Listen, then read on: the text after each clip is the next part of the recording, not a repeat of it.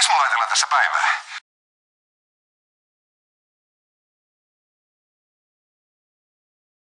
Ai minä vai?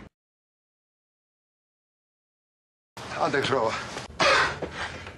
En mä mitään nukkunut, mutta mä tulin kukkakaupan kautta.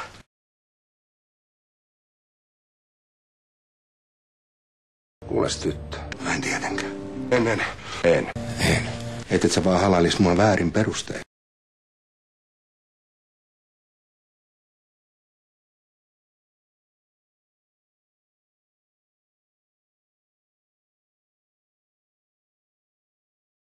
Ei, missään tapauksessa.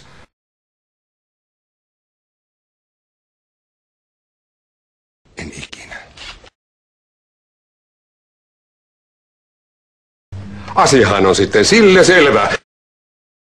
Epäilemättä juoppoja ja narkkareita.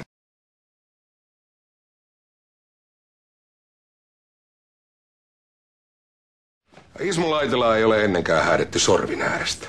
Tästä irtoon tapaa sun! Ai helveti!